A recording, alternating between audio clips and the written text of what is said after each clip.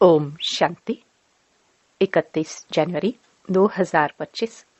बाबा के महावाक्य। मीठे बच्चे, पुण्य आत्मा बनना है तो अपना पोता मेल देखो कि कोई पाप तो नहीं होता है। सच का खाता जमा है। प्रश्न: सबसे बड़ा पाप कौन सा है? उत्तर: किसी पर भी बुरी दृष्टि रखना, यह सबसे बड़ा पाप है। तुम पुण्य आत्मा बनने वाले बच्चे किसी पर भी बुरी दृष्टि, विकारी दृष्टि नहीं रख सकते। जांच करनी है, हम कहाँ तक योग में रहते हैं, कोई पाप तो नहीं करते हैं। ऊंच पद पाना है तो खबरदारी रखो कि जरा भी कुदृष्टि ना हो। बाप जो श्रीमत देते हैं उस पर पूरा चलते रहो।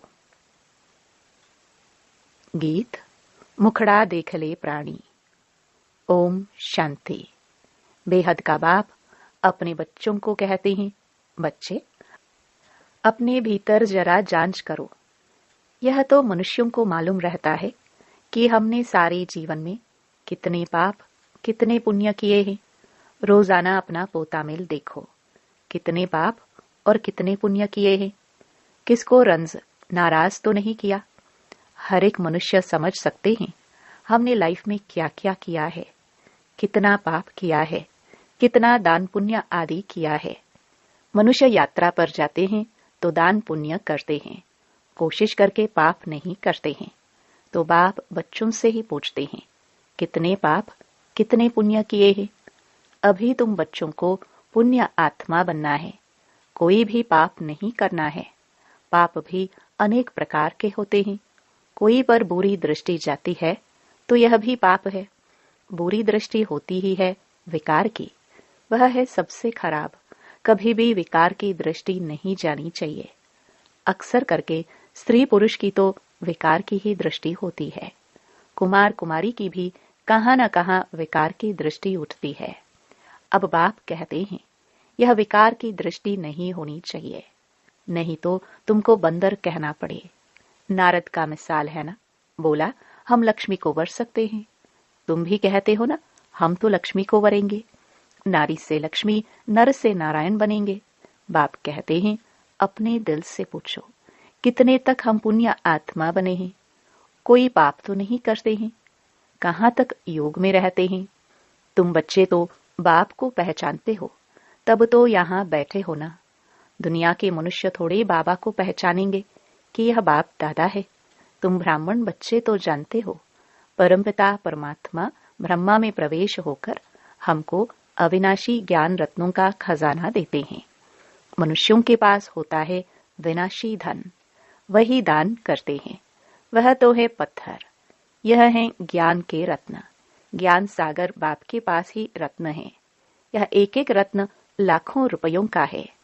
रत्नागर बाप से ज्ञान रत्न धारण कर और फिर इन रत्नों का दान करना है। जितना जो लेवे और देवे उतना ऊंच पद पाए। तो बाप समझाते हैं, अपने अंदर देखो हमने कितने पाप किए हैं। अभी कोई पाप तो नहीं होता है, जरा भी कुदृष्टि न हो। बाप जो श्रीमत देते हैं उस पर पूरा चलते रहो, यह खबरदारी चाहिए। माया के तूफान तो भल आए, परंतु कर्मेंद्रियों से कोई विक्रम नहीं करना है। कोई तरफ कुदृष्टि जाए तो उसके आगे खड़ा भी नहीं होना चाहिए, एकदम चला जाना चाहिए। मालूम पड़ जाता है इनकी कुदृष्टि है। अगर ऊंच पद पाना है तो बहुत खबरदार रहना है। कुदृष्टि होगी तो फिर लूले लंगड़े बन पड़ेंगे। बाप जो श्रीमत देते हैं उस पर चलना है। बाप को बच्चे ही पहचान सकते हैं। समझो बाबा कहाँ जाता है, बच्चे ही समझेंगे कि बाप दादा आया है। और मनुष्य देखते तो बहुत हैं, परंतु उनको थोड़ी पता है। कोई पूछे भी यह कौन है, बोलो बाप दादा है। बैज तो सबके पास होनी ही चाहिए। बोलो शिव बाबा हमको इस दादा द्वारा अविनाशी ज्ञान रत्नों का दान देते हैं। यह है स्पिरिचुअल नॉलेज। स्पिरिचुअल फादर सभी रूहों का बाप बैठ यह नॉलेज देते हैं। शिव भगवानुवाच, गीता में श्री कृष्ण भगवानुवाच रॉन्ग है। ज्ञान सागर पतित पावन शिव को ही कहा जाता है। ज्ञान से ही सद्गति होती है। यह है अविनाशी ज्ञान रत्न। सद्गति दाता एक ही बाप है। ये सब अक्षर पूरी रीति याद रखने चाहिए। अभी बच्चे समझते हैं कि हम बाप को जानते हैं और बाप भी समझते हैं कि हम बच्चों को जानते हैं। बाप तो कहेगा ना, यह सब हमारे बच्चे हैं, परंतु जान नहीं सकते हैं। तकदीर में होगा तो आगे चलकर जानेंगे। समझो, यह बाबा कहाँ जाता है। कोई पूछते हैं कि यह कौन है, जरूर शुद्ध भाव से ही पूछेंगे। अक्षर ही यह बोलो कि बाप दादा है, बेहद का बाप है, निराकार। वह जब तक साकार में न आए तब तक बाप से वर्षा कैसे मिले। तो शिव बाबा प्रजापिता ब्रह्मा द्वारा एडॉप्ट कर वर्षा देते हैं। यह प्रजापिता ब्रह्मा और यह बीके है। पढ़ाने वाला ज्ञान का सागर है, उनसे ही वर्षा मिलता है। यह ब्रह्मा भी पढ़ता है। यह ब्राह्मण से फिर देवता बनने वाला है। कितना सहज है समझाना। कोई को भी बाज पर समझाना अच्छा है। बोलो, बाबा कहते हैं मुझे याद करो तो तुम्हारे विक्रम विनाश हो जाएंगे, पावन बन और पावन दुनिया में चले जाएंगे। यह पतित पावन बाप है ना। हम पुरुषार्थ कर रहे हैं पावन बनने का। जब विनाश का समय होगा तो फिर हमारी पढ़ाई पूरी हो जाएगी। कितना सहज है समझाना। कोई भी कहाँ आते जाते हैं तो भी बैज साथ में होना चाहिए। इस बैज के साथ फिर एक छोटा पर्चा भी होना चाहिए। उसमें लिखा हो कि भारत में बाप आकर के फिर से आदि सनातन देवी देवता धर्म स्थापन करते हैं और सभी अनेक धर्म इस महाभारत लड़ाई द्वारा कल्प पहले मिसल ड्रामा प्लान अनुसार खलास हो जाएंगे। ऐसे पर्चे 2-4 लाख छपे हो जो कोई को भी पर्चा दे सकते हैं। ऊपर में त्रिमूर्ति हो, दूसरे तरफ सेंटर्स की एड्रेस हो। बच्चों को सारा दिन सर्विस का ख्याल चलना चाहिए। बच्चों ने गीत सुना, रोज अपना पोता मेल बैठ निकालना चाहिए कि आज सारे दिन में हमारी अवस्था कैसी रही।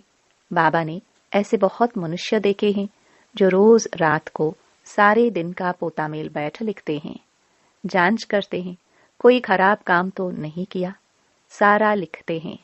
समझते हैं अच्छी जीवन कहानी लिखी हुई होगी तो पिछाड़ी वाले भी पढ़कर ऐसे सीखेंगे। ऐसा लिखने वाले अच्छे आदमी भी होते हैं। विकारी तो सब होते ही हैं। यहाँ तो वह बात नहीं है। तुम अपना पोता मेल रोज देखो, फिर बाबा के पास भेज देना चाहिए तो उन्नति अच्छी होगी और डर भी रहेगा। सब क्लियर लिखना चाहिए। आज हमारी बुरी दृष्टि गई, ये हुआ। जो एक दो को दुख देते हैं बाबा उन्हें गाजी कहते हैं। जन्म जन्मांतर के पाप तुम्हारे सिर पर है। अभी तुमको याद के बल से पापों का बोझ उतारना है। इसलिए रोज देखना चाहिए हमने सारे दिन में किसी को दुख तो नहीं दिया। इससे पाप बन जाता है। बाप कहते हैं बच्चे किसी को दुख मत दो, अपनी पूरी जांच करो हमने कितना पाप कितना पुण्य किया है। जो भी मिले सबको यह रास्ता बताना ही है। सबको बहुत प्यार से बोलो, बाप को याद करना है और पवित्र बनना है। गृहस्थ व्यवहार में रहते कमल फूल समान पवित्र बनना है। भल तुम संगम पर हो, परंतु यह तो रावण राज्य है ना। इस मायावी विषय वैतरणी नदी में रहते कमल फूल समान पवित्र बनना है। कमल फूल बहुत बाल बच्चों वाला होता है, फिर भी पानी से ऊपर रहता है। गृहस्थी है, बहुत चीजें पैदा करता है। यह दृष्टांत तुम्हारे लिए भी है। विकारों से न्यारा होकर रहो। यह एक जन्म पवित्र रहो तो फिर यह अविनाशी हो जाएगा।